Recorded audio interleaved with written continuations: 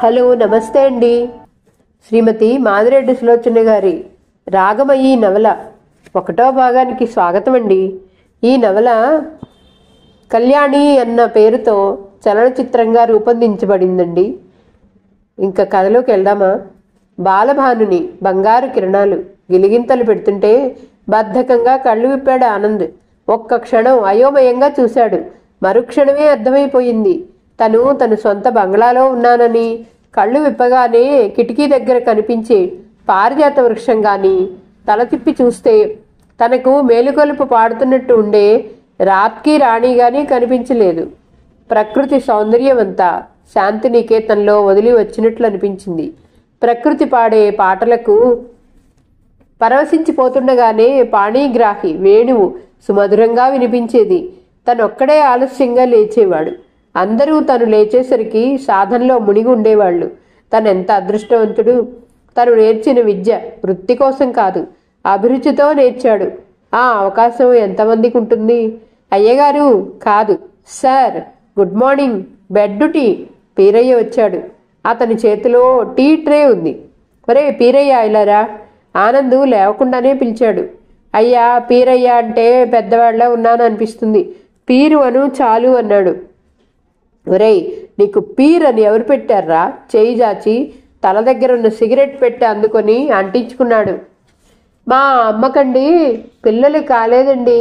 అప్పటి నుండి జంగిరి పిల్లకు మొక్కుకొని నేను పుట్టాక పీరయ్య అని పెట్టిందండి.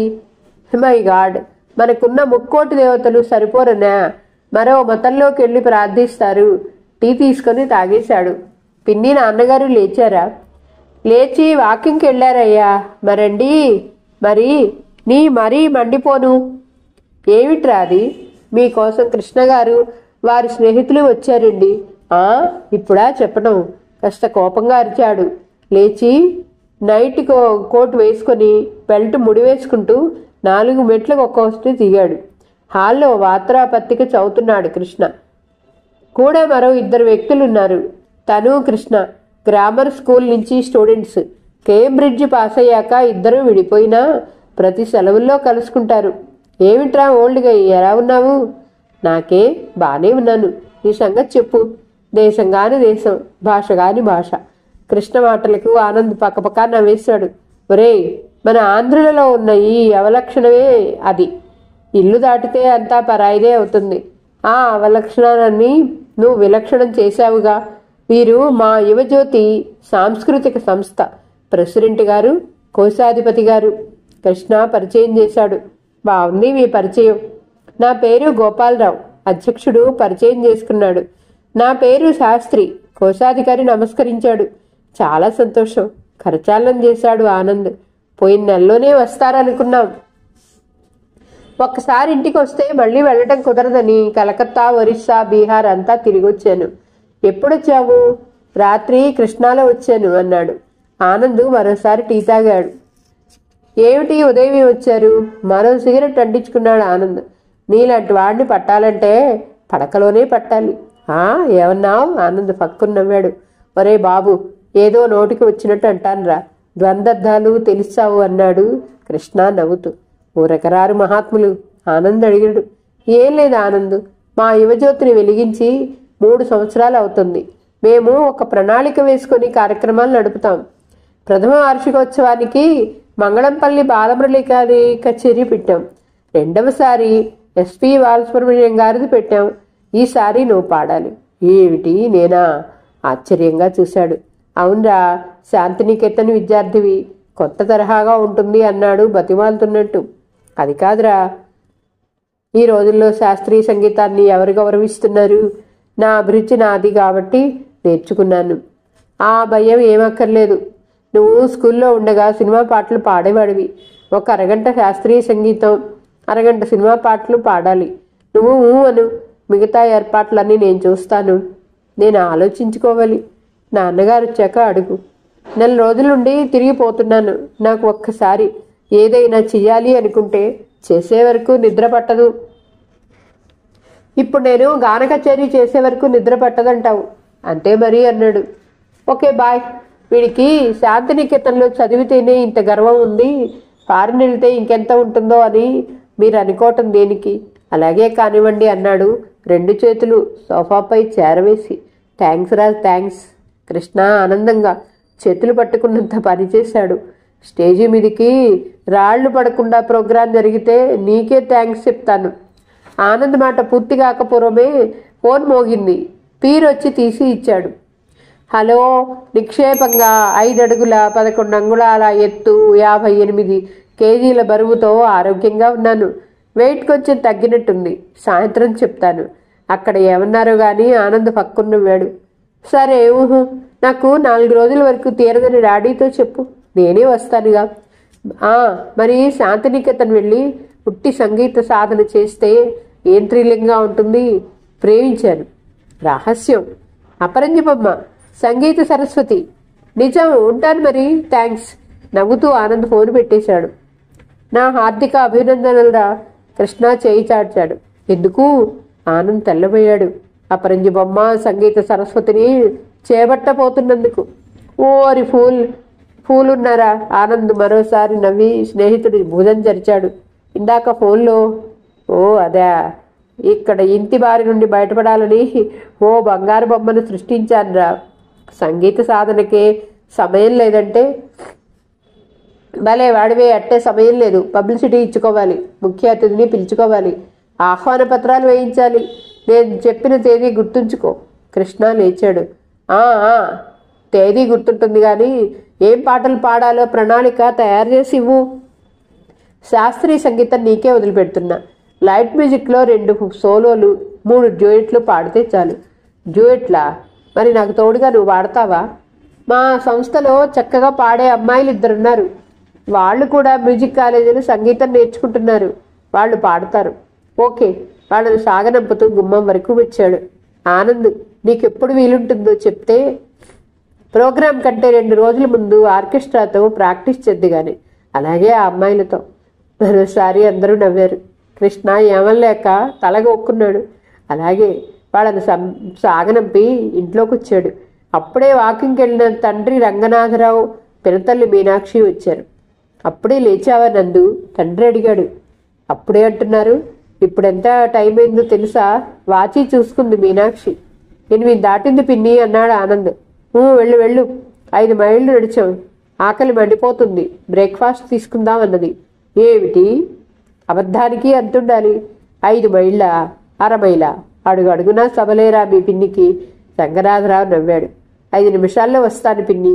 ఆనంద్ పైకి వెళ్ళిపోయాక మీనాక్షి స్నానం చేసి వచ్చింది. ఆనంద్ తల్లిపోయాక మీనాక్షిని మధ్యతరగతి కుటుంబం నుంచి తీసుకొచ్చి వివాహం చేసుకున్నాడు. ఆనంద్ను సవత్తలిలా బాధలు పెట్టలేదు, బాధ్యతగా పెంచింది. ఆనంద్తో పాటు ఆమె అన్న తమ్ముల పిల్లలు, అక్క చెల్లెళ్ళ పిల్లలు ఇంటి నిండా ఉండేవాళ్ళు. వారెందుకని ఆక్షేపిస్తే ఆనంద్ను సరిగ్గా చూస్తుందో లేదో అనని రంగనాథరావు అయిష్టంగా ఉన్నా ఏమీ అనలేదు. ఆమె చిన్నన్న కూతురు శశిని తీసుకొచ్చింది ఒకసారి. మన కాబోయే కోళ్ళండి. నవ్వుతూ తన నగలు అలంకరించింది. అంటే ఆయన మొహం చిట్లించారు. నన్నుకు చేసుకుందామని మీ అన్నకు మాటిచ్చావా? ఎందుకా వెటకారం? నా సంబరం కొద్దీ అన్నాను. దానికి మహా అయితే 12 ఏళ్ళు లేవు. పోమ్మ ఆడుకో నా సంతోషంలో అన్నాను అన్నది చిన్నబుచ్చుకుని. చూడు మీనా, నువ్వు మీ వాళ్ళ కోసం ఇంత ఖర్చు చేస్తున్నావు. ఏవైనా అన్నానా? మన పొలాలు అజమాయిషి మీ చెల్లెలు భర్తకు అప్పగించావు. ఆక్షేపించానా? వివాహ విషయంలో పేర్లు పెట్టుకొని నిష్ఠూరపడటం నాకు ఇష్టం లేదు అన్నాడు ఖచ్చితంగా. శశి అందంగా లేదా? అందగత్తె లాంటి అమ్మాయి కావాలని నాకు లేదు. నాకున్నదల్లా ఒక్కడే కొడుకు. వాడికి అర్హత అంతస్తు ఉన్న సంబంధం చేస్తాను. మీ ఇష్టం. నేనెంత పెంచినా మారుడు తల్లినేగా అన్నది. ఆ తర్వాత ప్రస్తావన రాలేదు. ఆనంద్ ఎంఎస్సి చేస్తూ సంగీతం నేర్చుకోవటం. అతను 19 దాటగానే ఎంఎస్సి పాస్ అయినందువలన శాంతినికేతనికి పంపటం జరిగింది. ఈ లోపల సెలవుల పేరుతో, రోగాల పేరుతో, కేసుల వంక ఆమె అన్నదమ్ములు, వారి పిల్లలు, బంధువులు వచ్చి వెళ్తున్నారు. కొడుకు వచ్చాడన్న సంతోషంతో వంటింట్లోకెళ్ళి వంటలు పర్యవేక్షించాడు రంగనాథం. ఇడ్లీ చేసినప్పుడు కారప్పొడి చేయాలి రాజమ్మా. రండి రండి, అన్నీ చేస్తారు. ఆమె విసుక్కుంది. అతనొచ్చి కూర్చున్నాడు. అన్నయ్య ఉత్తరం రాశాడు. శశికి పెళ్లి చేస్తారని. చెయ్యమను. మనపై ఎలాంటి ఆశలు పెట్టుకోవద్దని ఎప్పుడో చెప్పాను. ఇంతోటి ధనవంతులు దొరకరని ఆయనేం ప్రాధాయపడలేదు. నన్ను వారం రోజులు ముందుగా రమ్మని రాశారు. వెళ్ళు, కాదన్నదెవరు? ఓ 10,000 రూపాయలు కావాలి. అన్నీ నేనున్నానన్న ధీమాతో 25,000 కట్నం ఇస్తానన్నారట. 15,000 జమకూడిందిట. 10,000 కట్నం, డబ్బులు, పెళ్లి ఖర్చులు ఉన్నాయి. నువ్వు ఇస్తావన్న ఆశతో 1,00,000 రూపాయలు ఇస్తే కాదన్నదెవరు? మనుషులు పుట్టాక సిగ్గు ఎగ్గు లేకపోతే ఎలా? వాళ్ళు సిగ్గులేని పనులేం చేశారు? తమ సంతానానికి కావలసినవి తాము సేకరించాలి. ఎవరి మీదో ఆధారపడతారా? మీ అన్నలాంటి వాడే పక్కింట్లో పాడిగేద ఈనితే తన ఇంట్లో ఉట్టి కట్టుకున్నట్ట. ఇన్ని మాటలెందుకు? అప్పుగా ఇవ్వండి. అప్పు లేదు, చెప్పు లేదు. ఈ మధ్య నా వ్యాపారం దెబ్బతింది. కాలం కాలేదంటూ మీ వారు పొలం మీద ఆదాయం అల్లికి అల్లి 0కు 0 చూపుతున్నారు. నేనే మన పరువు ఎలా నిలబెట్టాలా అని చూస్తున్నాను. స్నేహితుడి అమ్మాయిని మన ఆనందకు చేసుకుని అతన్ని నా వారసుడిగా చేసుకుందామని ఉంది. బల్ల మీద ఇడ్లీ పెడుతున్న పీరయ్య తను మాటలు కలిపాడు వాళ్లతో. సూర్యారావు గారి అబ్బాయి గారికి ఫోన్ చేశారండి ఆ అమ్మాయి గారు. నువ్వు నోర్ముయ్, మీనాక్షి కసురుకుంది. సూర్యారావు ఆనంద్కు పిల్లనిస్తాడా? అతను తన భర్త మంచి స్నేహితులే. అతను కోరితే డాక్టరో ఇంజనీరో ఫారిన్ రిటైర్డ్ వ్యక్తో వస్తారు. అతనికి అగ్రికల్చర్ టూల్స్ ఏజెన్సీ ఉంది. పెద్ద పెద్ద సంస్థలన్నింటిలోనూ వాటాలున్నాయి. ఆలస్యం చేశానా పిన్ని? ఆనంద్ 2 మెట్లు ఒకేసారి దిగాడు. పర్వాలేదురా అన్నదామె. ముగ్గురు కూర్చొని పలహారం చేశారు. ఆనంద్ తండ్రి కారు తీసుకుని వాణి బాలానందం హాలుకొచ్చాడు. అతను ప్రాక్టీస్ కోసం రావటం ఇది 3వ రోజు. 2 రోజులు సరదాగా జరిగింది. 2 అమ్మాయిలు చదువు సంస్కారం కలవారే. చక్కని చుక్కలు కాకపోయినా ఆకర్షణీయంగా ఉన్నారు. రేవతి తనతో కలిసి ఏకవీరుల్లోని తోటలో నారాజు పాట పాడింది. చాలా బాగుంది. నిరుపమ లయ తప్పుతుంది గాని తేనెలూరే గొంతు. హాయి హాయి ఆమని పాడే అన్న పాట ప్రాక్టీస్ చేశాడు. మరో 2 హిందీ డ్యూయెట్లు పాడారు. ఈరోజు ఏవైనా హుషారైన పాట ఎన్నుకుందామని అనుకున్నారు. అందుకే త్వరగా వచ్చాడు. అమ్మాయిలే ఒళ్ళంతా వయ్యారు అన్నట్టు ప్రవర్తిస్తే తనకే సిగ్గు. హాలంతా ఎగురుతూ పాడారు. భావ ప్రదర్శన చేయకపోతే భాషకు అందం రాదు. పాటకు పల్లవి కుదరదేమో. రోజులా ఆనంద్ కోసం ఎదురు చూస్తూ కృష్ణ గుమ్మం దగ్గర లేడు. ఆశ్చర్యంగా లోపల అడుగుపెట్టినా ఎవరూ పట్టించుకోలేదు. కృష్ణ గోపాలరావు తీవ్రంగా వాదించుకుంటున్నారు.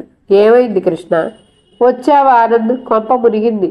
నిరుపమ రేవతి ఇద్దరూ రాలేమని కబురు చేశారు. కృష్ణ మొహం 10 లక్కడాలు చేసినట్టుంది.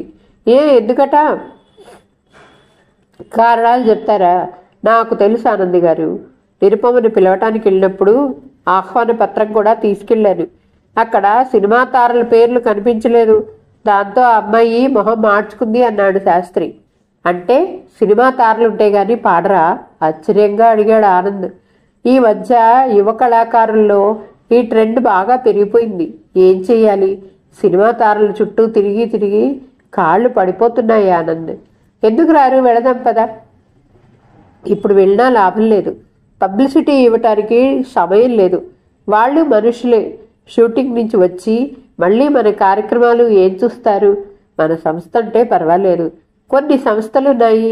6 గంటలకు కార్యక్రమం ప్రారంభం అంటారు, 9 గంటలకు ప్రారంభిస్తారు. ఈ సినిమా తారల ప్రభావం పోగొట్టి సాంస్కృతిక కార్యక్రమాల పట్ల అభిరుచి పెంచాలి. గోపాలరావు గారు ఆ అభిరుచులు ఆశయాలు తర్వాత ఈ కార్యక్రమం గట్టెక్కేది ఎట్లా? కృష్ణ దిగులుగా అడిగాడు. నువ్వు పాడగలవు. సన్నగా చిన్నగా అమ్మాయిలా ఉంటావు. చీర కట్టుకొని పాడేసాయి. ఓ మెంబర్ సలహా ఇచ్చాడు. మీ వీపులు సాప్ అయితే పర్వాలేదు కానీ రవీంద్ర భారతి కుర్చీలు బల్లలు విరిగితే డిపాజిట్ పోతుంది అన్నాడు పళ్ళు కొరుకుతూ. వీరిద్దరూ తప్పితే పాడేవాళ్ళు లేరా? చిరాగ్గా అన్నాడు ఆనంద్. ఉన్నా ఒక్క సాంస్కృతిక కార్యక్రమంలో సభ్యులు వారిని బతిమాలే సమయం లేదు. మహారాజా బార్లో పాడే సునీలను పిలవనా? శాస్త్రి అడిగాడు. పిలిచి ఆమె వేసే వేషాలు చూసి జనం రాళ్లేస్తారు. మన ఇద్దరం తల అడ్డుదాం అన్నాడు కృష్ణ విసుగ్గా. మిగిలిన సభ్యులంతా కబుర్లు చెప్పుకుంటున్నారు. రేవతి ఎందుకు రాలేదు? ఆమె సినిమాలో పాట పాడిందిట. నిన్నటి నుంచి ఆ రికార్డు వేస్తున్నారు. ఒక చిన్న సంస్థలలో పాడటం అవమానంగా భావిస్తుంది. నేను వివిధ భారతి వింటున్నానే. ఏ పాట? అదే సుశీల గారు పాట పాడితే నలుగురు వెంట ఉండి ఉయ్యాలో అంటారు. అందులో రేవతుంది. ఆనంద్ మై గాడ్ అనుకున్నాడు. అతను సిగరెట్ వెలిగించుకుని 2 దమ్ములు లాగొచ్చాడు. ఒరే కృష్ణ, నన్ను ఉండమంటావా పొమ్మంటావా? వీళ్ళందరి ఒత్తిడికే చస్తున్నాను. నువ్వైనా దయదలుచు. నేను వెళ్ళి కవితను పిలవనా అన్నాడు గోపాలరావు. 100 రూపాయలు అవుతాయి. అయినా పర్వాలేదు. టీ కాఫీల బాధ లేదు. పిలవాలన్న తాపత్రయం లేదు. అలాగే పిలువు. 75కి వస్తుందేమో చూడు. నీ గుణం పోరించుకున్నావు కాదు. ఆ అమ్మాయికి వేరే ప్రోగ్రాం లేకపోతే సంతోషించాలి. విసుక్కుంటూ గోపాలరావు వెళ్ళిపోయాడు. ఈరోజు సెంటాన్స్లో నృత్యనాటికి ఉంది. అందులో పాడుతుందో ఏమో. రేపు ఒక్కరోజు వచ్చినా చాలు. వస్తుందిలే. మన సంస్థ నుండి అంతో ఇంతో ముడుతుందని తెలియదా? మరో మెంబరు ధీమాగా హామీ ఇచ్చాడు. డబ్బు కోసం పాడేవాళ్ళుంటారా? ఆనంద్ చికాక్గా చూశాడు. మరి సినిమా వాళ్ళు? నసిగాడు ఓ సినిమా పిచ్చి సుధాకర్. వాళ్ళని వదిలేయండి. మీ సంస్థలో ఉన్న సభ్యులంతా డబ్బు తీసుకునే పాడుతున్నారా? ఆనంద్ అడిగాడు. నయం, చేతి నుండి డబ్బులు ఖర్చు కాకుండా చాలండి. మన జనంలో టిక్కెట్ కొని పాట విందాం, నాటకాలు చూద్దాం అన్న ఉత్సాహం లేదు. ఒక్కో ప్రోగ్రాంకు మా చేతి నుండి రవీంద్ర భారతి అద్దె ఆర్కెస్ట్రాకు కట్టుకుంటాం. మరో మెంబర్ చెప్పాడు. కట్టుకున్నా పర్వాలేదండి. కళ అమ్ముకుంటున్నామన్న కలవరం ఉండదు. ఆత్మతృప్తి ఉంటుంది. కళ కోసమే కానీ వ్యాపార దృష్టితో చూసి కలుషితం చేయకూడదు. మీరన్నది నిజమండి. నిజం అంటే మీ మాట అక్షరాల నిజం. వింటే భిక్షాటం తప్పదు. ఆ తబలాయిస్టు రామస్వామి ఎటో పోతున్నాడు. కాస్త చూడండి సుధాకర్ గారు. కృష్ణ అదిలించాడు. సుధాకర్ కాస్త కోపంగా చూసి వెళ్ళిపోయాడు. కాస్త డబ్బున్న వారిని చూస్తే ఎట్లా చుట్టుముడతారు అనుకున్నాడు కృష్ణ. ఆనంద్, నువ్వు పాడే సోలో సాంగ్స్ ఒకసారి చూసుకుందువురా. పద. ఇద్దరూ హాల్లోకి వెళ్ళారు. ఆర్కెస్ట్రాకు ఆదేశాలించి కుడి ఎడమైతే ఎత్తుకున్నాడు. అది బాగా వచ్చింది. కిషోర్ది ఓ హుషారైన పాట ప్రాక్టీస్ చేశాడు. ఆడియన్స్ కంటే ముందు అక్కడున్న సభ్యులే హర్షధ్వానాలు చేశారు. రావే నా చెలియా, రావే నా చెలియా. అతను పాడుతున్న ఆర్కెస్ట్రా క్యాచ్ చేయలేకపోతుంది. పాటకు వారి వాయింపు అసలు సమన్వయం కుదరటం లేదు. రావే నా చెలియా. మీరు మరి కాస్త శృతి పెంచాలి రామస్వామి గారు. సుబ్రహ్మణ్యం గారు, మీ స్పీడ్ తగ్గాలి. ఆనంద్ ఆశ్చర్యంగా పాట ఆపడి చూశాడు. ఓ 20 ఏళ్ల యువతి. పాత నేత చీరలో నిల్చుంది. భుజాల నిండుగా పైట కప్పుకుంది. ఆమె ఆనందును గమనించటం లేదు. ఆర్కెస్ట్రా వారితో మాట్లాడుతుంది. అమ్మయ్య, వచ్చావా కవిత? నాకెంత భయంగా ఉందో. సెంటాన్స్ వాళ్ల గ్రూప్లో ఉన్నారేమోనని. కృష్ణముఖం చారడంతయింది. వాళ్ళు పిలిచారండి. శేషుకి ఎక్కువగా ఉంది. అర్ధరాత్రి వరకు ఒంటరిగా ఉండలేడు. మీ కార్యక్రమాలు అనుకున్నట్లు సమయానికి జరుగుతాయని వచ్చాను. థ్యాంక్స్. మీరు ఆనంద్ గారు, శాంతినికేతన్ సంగీత కళాశాల విద్యార్థి. ఎల్లుండి మన కార్యక్రమంలో కర్త ఆయన. నేను కర్మన. అందరూ నవ్వారు. ఆనంద్ మొహం చిట్లించాడు. ఆనంద్, ఈవిడ కవిత. ఆ పేరు తగదు. సంగీతాన్ని పెట్టాల్సింది. జంట నగరాల్లో పేరున్న గాయనీమణి. ఏ పాటైనా ఒక్కసారి వింటే పట్టేస్తుంది. పాటనా పాడేవారినా? మరోసారి అందరూ గొల్లున నవ్వారు. కవిత వినయంగా ఆనంద్కు నమస్కరించింది. అతను తల పంకించాడు. ఇక వదండి. నా గుండెలు గుర్రాల్లా పరిగెత్తాయి. ఇక్కడేనా? Race course గ్రౌండ్లోనా? ఒరే కృష్ణ, అతిశయోక్తులు చాలు. గుండెల్ని గూట్లోకి తెచ్చుకో. ఆనంద్ అతని భుజం చరిచాడు. ప్రాక్టీస్ మొదలైంది. అతను చెప్పిన దాంట్లో అబద్ధం లేదనిపించింది ఆనంద్కు. కవిత పాటలు విన్నాక ప్రాక్టీస్ అయ్యేసరికి రాత్రి 8 గంటలు దాటింది. అందరూ టీ తాగుతున్నారు. కృష్ణగారు, వెళ్ళిరానా మరి? సరే. కృష్ణ గుమ్మం వరకు వచ్చి సాగనంపాడు. మనిషికి చాలా గర్వం అనుకుంటాను. ఆనంద్ అడిగాడు. నేను వారి గుణగణాలను ఎక్కువగా పట్టించుకోనరా.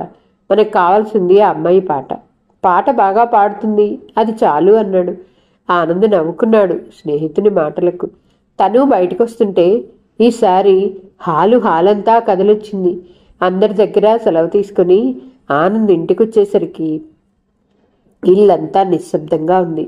పీర్, పిన్ని, నాన్న ఏరి? మరండి భయంగా చుట్టూ చూశాడు. ఏం జరిగిందిరా? ఎవరన్నా వచ్చారా? కాదండి, అమ్మ నాన్న కొట్లాడుకున్నారు. అమ్మకు డబ్బు కావాలంట, నాన్నగారు లేదన్నారు. ఆమె అలిగి పుట్టింటికి వెళ్ళిందండి. శశమ్మ గారి పెళ్ళంట. శశికి పెళ్ళా? పిన్ని నాతో చెప్పనే లేదు అన్నాడు ఆశ్చర్యంగా. వంటావిడ రాజమ్మ వచ్చింది. చిన్నయ్య, మీ అమ్మ ఉన్నంతకాలం నుండి ఈ ఇల్లు కనిపెట్టుకున్నానయ్యా. మీరు నా చెమ్మని అమ్మ అనుకుంటారు, కానీ ఆమె మిమ్మల్ని కొడుకుగా అనుకోదు. రాజమ్మ ఎన్నడూ మాట్లాడని రాజమ్మ నోరు విప్పిందంటే పెద్ద గొడవే జరుగుంటుంది. అవును చిన్నయ్య, సంవత్సరంలో 12 నెలలు పుట్టింటివారో అక్కా చెల్లెళ్ళో ఉండే ఉంటారు. వారు లేకపోతే రసరసలు లేనాయ. రాజమ్మ చెప్పటం కాదు, అతనికి గతించిన రోజులు గుర్తొచ్చాయి. ఇంటి నిండా బంధుజనం ఉంటేనే మీనాక్షి తృప్తిగా తిరిగేది, లేకపోతే అందరిపైన అరిచేది. ఇంట్లో ఎవరూ లేనప్పుడు పిన్నిని పలకరించాలంటే భయంగా ఉండేది. అందుకే పెద్దలు అన్నారు, బాబు, కడుపున పుట్టిన కొంపలు కడతేరిపోయాయి, దేవుడికి పెట్టిన కొంపలు దేవుడీలయ్యాయి అని. అయ్యగారి ఆస్తంతా కరగడానికి మిమ్మల్ని బజార్లో నిలబెడితే కానీ ఆమెకు నిద్ర పట్టదు. రాజమ్మ, మా విషయాల్లో తలదూర్చకు. నాన్న అంత మూర్ఖుడేం కాదు. చరచరా పైకెళ్ళాడు. అతనికి ఒంటరితనం నరకంలా ఉంది. నిజంగా పూజ్యుడు రవీంద్రనాథ్ గారు శాంతి ఉండాలని శాంతినికేతన్ పెట్టారు.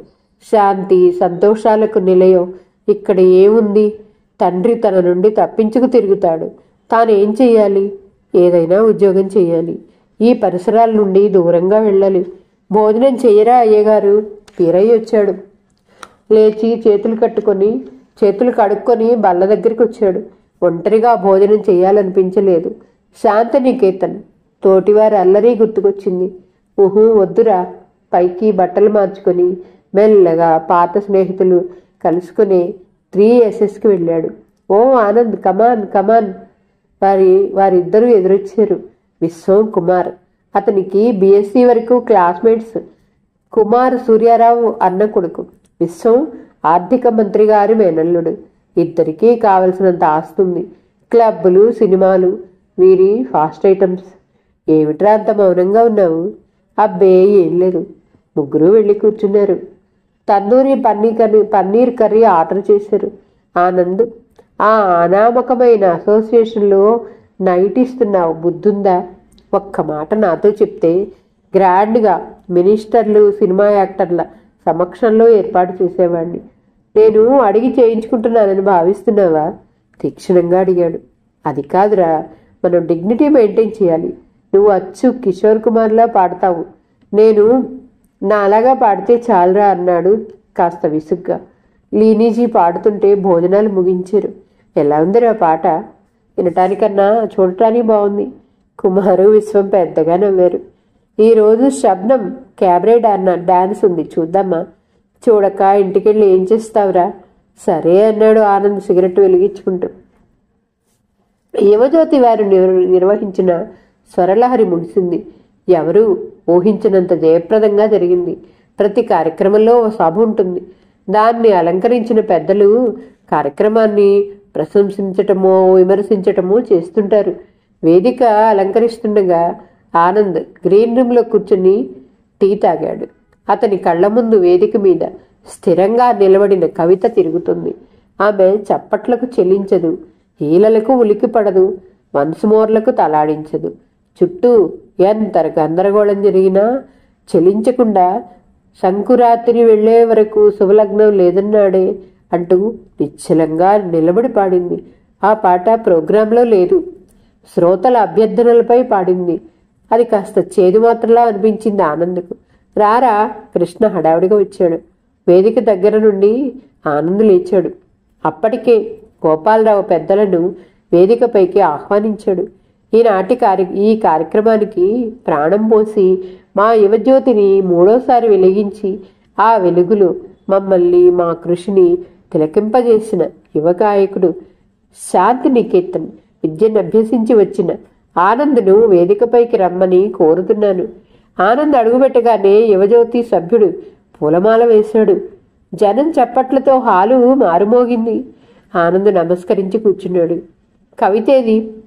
పెయిడ్ ఆర్టిస్టులకు ఆ వేదికపై స్థానం లేదు, కృష్ణ చెప్పాడు. ఆనంద్ ఆ విషయం విని తల పంకించాడు. ఆనాటి వేదికపై తన నిర్ణయం చెప్పాడు. కళ కోసమే ఉండాలి. అప్పుడే తగినంత ఆదరణ దొరుకుతుంది. కళ వ్యాపారం కాకూడదు. కొందరు కళను వ్యాపారంగా మార్చి డబ్బులు సంపాదిస్తున్నారు. కళకు కాసుకు ముడిపెట్టిన నాడు లలిత కళలు వాటి ప్రశస్తిని కోల్పోతాయి. సభికుల హర్షధ్వనులు వినిపించాయి. మళ్లీ కార్యక్రమం ప్రారంభమైంది. ఆనాటి సభ ముగిసింది. అందరూ వెళ్ళిపోయారు. ఆనంద్ ఇతను మన స్టేజీ డెకరేషన్ చేయటానికి చాలా సహకరించాడు. కాస్త కోటి దగ్గర వదిలి రవీంద్ర భారతికి రావాలంటే అందరూ జడుచుకుంటారు. ప్రోగ్రాం అయ్యాక బస్సులు దొరకవు. ఆటోలు ఆకాశాన్నంటే ధరలు చెప్తారు. ఓ నాయనో, ఎంత పెద్ద ఉపన్యాసం దంచావరా తండ్రి. దంచటానికి ఒడ్లు కావు. సరే తీసుకెళ్ళు. ఆర్గనైజర్గా ఉండటం అంత బుద్ధి తక్కువతనం మరొకట్లేదురా. పాట పాడేవాడో ప్రతివాడో పోజు. ఆర్కెస్ట్రా తక్కువైతే కోపం.